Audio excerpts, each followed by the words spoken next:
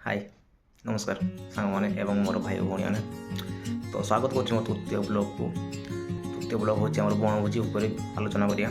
तो बनभोजी केमी करूँ आम भोर सका उठिक मो सांग फोन कले आसे तो गाड़ी ना आम काठ केमी ना सी पलि आसला सका तो ता गाड़ी आम काठ और चोट को बांधिकी मुझे पठेदेली। तापर मुझे बाहर जाइली। तापर मु अधा रास्त मटन लेकिन ठीक आम पिकनिक स्पॉट को पहुँची गली। तो पिकनिक स्पॉट आगे जाकि पहुँचलु कारण जगह नथी आम आगे जाकि बस पड़ू जगह देखिए। तापर आम जगह ठीक करिकी आम बर्तमान प्याज काटिया लगी पड़चु। तो प्याज काटिया सहित पवित्र भाई और चिकू भाई प्याज काटिया पूरा लगी पड़ते।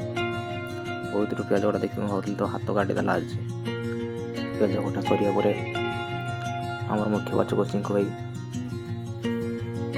अग्नि देवता को स्मरण कर धूप को जलैकी अग्नि देवता को आवाहन कर कारण भोजी रे कार्य गुड़िक सुचारू रूपे ठीक ठाक हो।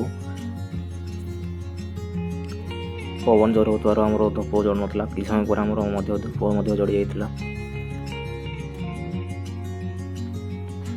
एवं चूल्ही रे निआ जलैवाई अग्नि देवता को धूप द्वारा प्रार्थना करथिले। तापर पवित्र चुली निआ जलैला आमर निआ भल भाव निआ जलैवा सह आम द्वितीय चुली बनवाक लगी पड़ू। द्वितीय चुली होगला कढ़ा डेक्ची गुड़िक बसैलु। तापर आम रोषे आरंभ करदेलु। तापर सेकेंड चुली की डॉक्टर टिकेश्वर महांतो एवं पवित्र महांतो निआ जलाउथिले। तापर आमको कहले कि अधा जिनस आई नाला तो जाओ नहीं कि आस रोसे जिनस अधा नाला। तो मो सांग फ्रेश रोसे जिनस नापी पलि जाइलु। आसिया बेले देखिलु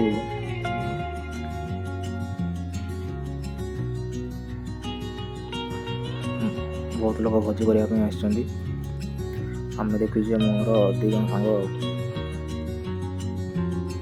पानी तो आम टे वेट कलु। तापर से आसला आम आम निज गंतव्य स्थल को जावाक बाहरलु जो आम भोजी करूँ। देखुलु सब छोट भाई भाई सब भोजी करते आम ब्याच किसी छोट भाई मैंने थे सब चिन्ह लोक भोजी करते।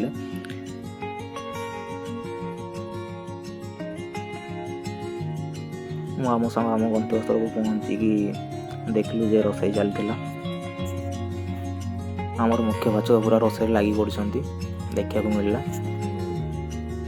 छोट कुछ ठीक चल ना भाई गोटे बड़ कुछ देलु।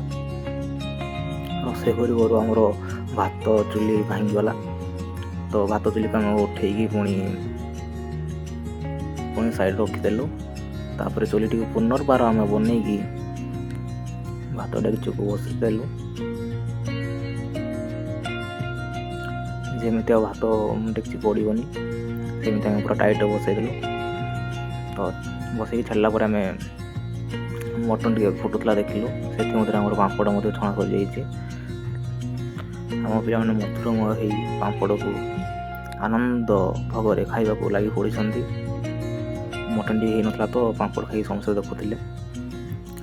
कि समय पर आम सालाड कम्प्लीट करके रखीदे खाली मटन को जगि बसलु होगला मैंने आम खाया लगी पड़ो बोली। मटन हो मो सांग सौम्य तो कहलु खाई देख मटन टेस्ट ओपिनियन दे केमती खाइबा एक नंबर रेडी। आम खाई सारा बहुत राति होता तो रात टे आम ठंडा लगे तू निआ टे जलैलु। बस सर आम समस्ते निज घर पलि आसलु। बहुत राति होगला। आपको ब्लॉग केमती लगे जब भल लगी तो please like share comment and subscribe करते। Thank you.